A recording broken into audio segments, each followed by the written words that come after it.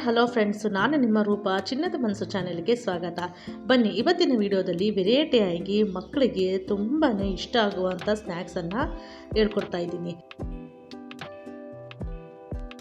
Friends, ನೀವು potato cutlet ನೋಡಿರ್ತೀರಾ, vegetable cutlet ನೋಡಿರ್ತೀರಾ.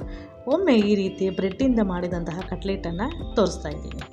ಹಾಗಾದರೆ ತಡೆಯೋಕ್ಕೆ ಮೊದಲಿಗೆ ನಾನಿಲ್ಲಿ ಒಂದು 4ರಿಂದ 5 ಸ್ಲೈಸು ಬ್ರೆಡ್ಡನ್ನು ತೊಗೊಂಡಿದ್ದೀನಿ. ಬ್ರೆಡ್ಡನ್ನು ಈ ರೀತಿ ಚಿಕ್ಕ ಚಿಕ್ಕದಾಗಿ ಕಟ್ ಮಾಡಿ ಇಟ್ಕೊಂಡಿದ್ದೀನಿ. ಈಗ ಇದನ್ನು ಒಂದು ಮಿಕ್ಸಿ ಜಾರನ್ನು ತೊಗೊಂಡು ಅದಕ್ಕೆ ಈ ಬ್ರೆಡ್ ಕಟ್ ಮಾಡಿಕೊಂಡಿರುವ ಎಲ್ಲ ಬ್ರೆಡ್ಡನ್ನು ಹಾಕಿ ಚೆನ್ನಾಗಿ ನೈಸಾಗಿ ಗ್ರೈಂಡ್ ಮಾಡ್ಕೊಳ್ಳೋಣ. ಫ್ರೆಂಡ್ಸ್, ಯಾರು ನನ್ನ ಚಾನಲ್ ನೋಡ್ತಾ ಇದ್ದೀರಾ ಅವರೆಲ್ಲರೂ ದಯವಿಟ್ಟು ನನ್ನ ಚಾನಲನ್ನು ಸಬ್ಸ್ಕ್ರೈಬ್ ಮಾಡ್ಕೊಳ್ಳಿ. ಹಾಗೆ ವಿಡಿಯೋ ನೋಡಿದ ಮೇಲೆ ನಿಮಗೆ ಲೈಕ್ ಆದರೆ ಒಂದು ಲೈಕ್ ಕೊಡೋದನ್ನು ಮರಿಬೇಡಿ. ನೋಡಿ, ಈ ರೀತಿ ಚೆನ್ನಾಗಿ ಫೈನಾಗಿ ಗ್ರೈಂಡ್ ಮಾಡ್ಕೊಂಡಿದ್ದೀನಿ. ಈಗ ಇದನ್ನು ಒಂದು ಮಿಕ್ಸಿಂಗ್ ಬೌಲ್ ತೊಗೊಂಡು ಬ್ರೆಡ್ ಪೌಡರನ್ನು ಅದಕ್ಕೆ ಹಾಕೊಳ್ಳೋಣ. ನಂತರ ಇದಕ್ಕೆ ಸಣ್ಣಗೆ ಹಚ್ಚಿದಂತಹ ಈರುಳ್ಳಿ, ಹಾಗೆ ಸಣ್ಣಗೆ ಹಚ್ಚಿದಂತಹ ಪುದೀನ, ಸಣ್ಣಗೆ ಹಚ್ಚಿದಂತಹ ಕೊತ್ತಂಬರಿ, ರುಚಿಗೆ ತಕ್ಕಷ್ಟು 1 ಸ್ಪೂನ್ ಸಾಲ್ಟು, ಒಂದು ಅರ್ಧ spoon jeera powder, 1 spoon garam masala, ಹಾಗೆ 1 ಸ್ಪೂನು ಅಚ್ಕಾರದ ಪುಡಿ. ನಂತರ ಇದಕ್ಕೆ 1 ಸ್ಪೂನು ಜೀರಿಗೆ, 1 ಕಪ್ಪು ಅಕ್ಕಿ ಹಿಟ್ಟು, ಇವೆಲ್ಲವನ್ನು ಹಾಕ್ಕೊಂಡು ಚೆನ್ನಾಗಿ ಮಿಕ್ಸ್ ಮಾಡ್ಕೋಬೇಕು. ಫ್ರೆಂಡ್ಸ್, ನೀವು ಇಲ್ಲಿ ಬೇಕಿದ್ದರೆ ಸಣ್ಣಗೆ ಹಚ್ಚಿದಂತಹ ಹಸಿಮೆಣಸಿನ್ಕಾಯಿ ಸಹ ಹಾಕ್ಕೋಬೋದು, ಹಾಗೆ ಗಾರ್ಲಿಕ್ ಜಿಂಜರ್ ಪೇಸ್ಟ್ ಸಹ ಹಾಕ್ಕೋಬೋದು. ನಾನು ಅದನ್ನು ಮಕ್ಕಳು ತಿನ್ನೋದಿಲ್ಲ ಅಂತ ನಾನು ಅದನ್ನು ಸ್ಕಿಪ್ ಮಾಡ್ತಾ ಇದ್ದೀನಿ. ನೀವು ಬೇಕಿದ್ದರೆ ಅದನ್ನು ಆ್ಯಡ್ ಮಾಡ್ಕೋಬೋದು.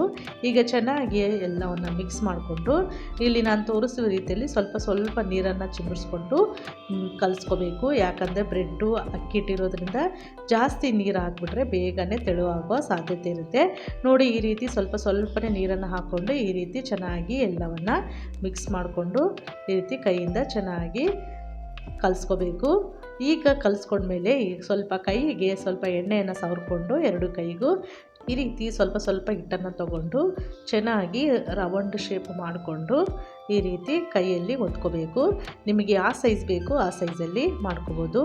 ಈ ರೀತಿ ತೆಳುವಾಗಿ ಒತ್ಕೊಂಡ್ರೆ ಎಣ್ಣೆಯಲ್ಲಿ ಚೆನ್ನಾಗಿ ಫ್ರೈ ಆಗುತ್ತೆ. ನೋಡಿ, ಎಲ್ಲವನ್ನು ಚೆನ್ನಾಗಿ ಈ ರೀತಿ ಕೈಯಿಂದ ಮಾಡಿಕೊಂಡು ಸೈಡಿಗೆ ಎತ್ತಿಟ್ಕೊಂಡಿದ್ದೀನಿ. ಈಗ ಒಲೆ ಮೇಲೆ ಎಣ್ಣೆ ಇಟ್ಟು ಎಣ್ಣೆ ಬಿಸಿಯಾದ ನಂತರ ಒಂದೊಂದನ್ನೇ ಹಾಕ್ಕೊಂಡು ಚೆನ್ನಾಗಿ ಆಯಿಲಲ್ಲಿ ಡೀಪ್ ಫ್ರೈ ಮಾಡ್ಕೊಳ್ಳೋಣ.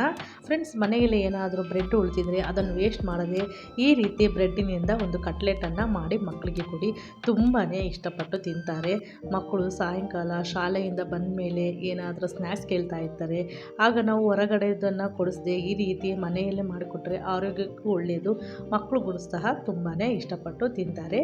ಈಗ 2 ಸೈಡು ಚೆನ್ನಾಗಿ ಟರ್ನ್ ಮಾಡಿಕೊಂಡು ಗೋಲ್ಡನ್ ಕಲರ್ ಬರೋವರೆಗೂ ಆಯಿಲಲ್ಲಿ ಮೀಡಿಯಮ್ ಫ್ಲೇಮ್ ಇಟ್ಕೊಂಡು ಚೆನ್ನಾಗಿ ಫ್ರೈ ಮಾಡಬೇಕು. ನೋಡಿ, ಈ ರೀತಿ ಕಲರ್ ಬಂದಮೇಲೆ ಈಗ ಇದನ್ನು ಒಂದು ಟಿಶ್ಯೂ ಪೇಪರ್ ಮೇಲೆ ಹಾಕ್ಕೊಂಡು ನಂತರ ತಟ್ಟೆಗೆ ಸರ್ವ್ ಮಾಡಿದ್ರೆ ರೆಡಿ ಆಯಿತು ಬ್ರೆಡ್ಡಿನಿಂದ ಮಾಡಿದಂತಹ ಕಟ್ಲೆಟು. ಮನೆಗೆ ಯಾರಾದರೂ ಗೆಸ್ಟ್ ಬಂದಾಗ ಯಾವಾಗಲೂ ಮಾಡೋ ರೀತಿ ಮಾಡದೆ ಈ ರೀತಿ ವೆರೈಟಿ ಒಂದು ಸ್ನ್ಯಾಕ್ಸ್ ಮಾಡಿಕೊಟ್ರೆ ಅವರು ಸಹ ತುಂಬಾ ಇಷ್ಟಪಟ್ಟು ತಿಂತಾರೆ. ನೋಡಿದ್ರಲ್ಲ ಫ್ರೆಂಡ್ಸ್, ಮತ್ತೆ ಮುಂದಿನ ವಿಡಿಯೋದಲ್ಲಿ ಭೇಟಿಯಾಗೋಣ.